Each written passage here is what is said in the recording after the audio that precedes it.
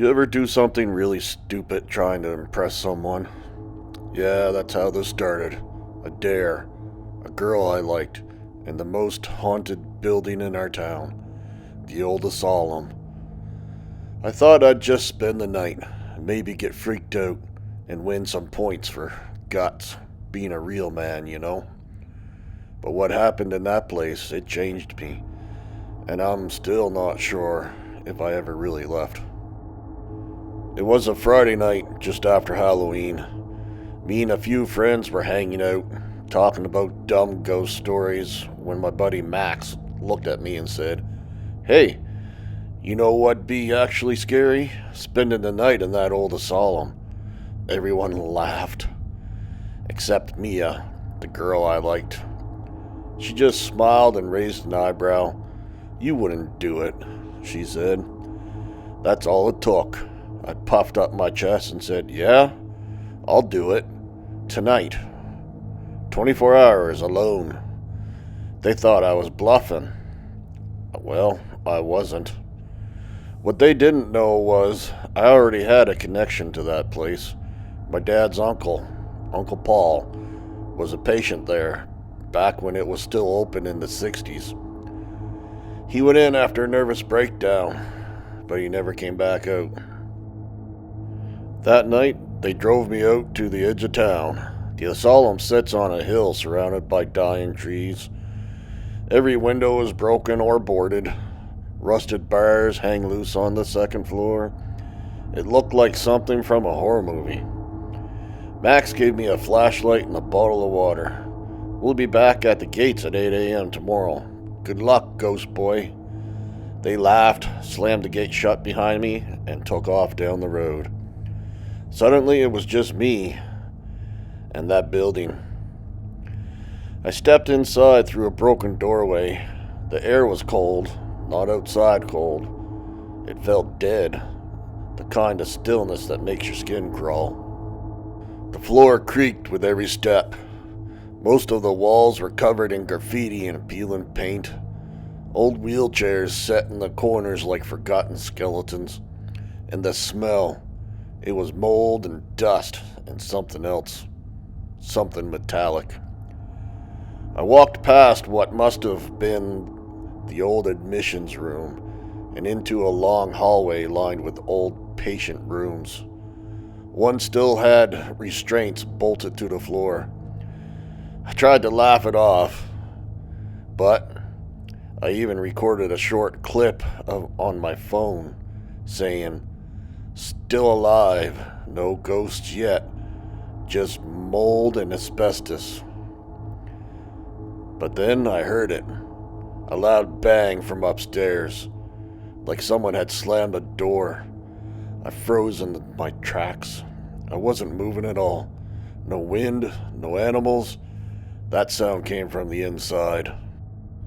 I made my way to the second floor, flashlight beam shaking. That's when I saw it. One of the rooms had a rusted nameplate on the door. J. Ward.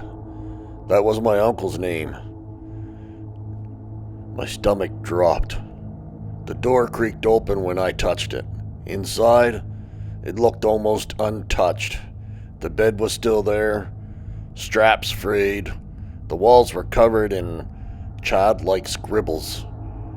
Repeated phrases like, "Don't look at her," and "She watches through the walls."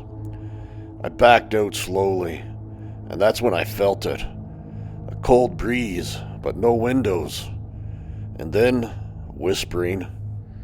Low, fast, like someone speaking backwards. I spun around with the flashlight, but there was nothing there. I looked at my phone. The screen was black. It wouldn't even turn on. The flashlight flickered, and then in the broken mirror by the door, I saw something standing behind me. Tall, thin, pale face, hollow black eyes. When I turned around, there was nothing there. I ran. I don't even remember choosing a direction. Hallways blurred past me. I ended up in the old staff kitchen. Cabinets open, dishes still stacked. There was something written on the fridge door, in dried, cracked red. "You shouldn't be here." I swear to you, the moment I read that, the flashlight died. Total darkness. And then I felt a hand on my shoulder. I screamed, swung around quick, but hit nothing. Nothing there. Something started pacing around me. I couldn't see it, but I heard it, breathing, shuffling, the floor creaking in slow circles around me. I dropped to the floor and just stayed there, back against the fridge, clutching the dead flashlight like it could save me. I must have passed out because I woke up hours later. Light was barely coming through the broken windows. I stood up, dizzy, and tried to find my way back to the entrance. But the doorway I came in through, it was gone, bricked up like it never existed. I panicked. I turned around and run down a hallway. I'd never seen it before, but I run down it. It was tight, almost like a tunnel. The walls had scratches all over them. And ahead, I saw the figure again. Same pale face, same eyes. But this time, she smiled.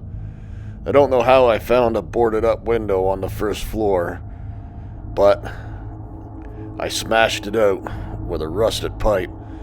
I ran barefoot through glass and mud. I didn't stop running until I hit the main road. My friends were already waiting, laughing until they saw me. Max's face went pale. He said, "Dude, what happened to your eyes?" I didn't understand what he meant until I looked in the mirror later. My pupils were huge, like black holes. My dad said it was just shock, but they stayed that way for days. Even now, I see her sometimes, in the mirrors, in shadows, in my dreams even. I think something followed me out. And maybe, just maybe, that's why my uncle never left. Maybe he couldn't. Have you ever been inside a place like that? Did you want to leave, but couldn't? Well, I have. And if you ever go to that asylum, good luck. Thanks for watching. If you have a story to share, email it to us at mindcodean@gmail.com. And be sure to like and subscribe. I appreciate it. It really helps our channel grow. And it's free.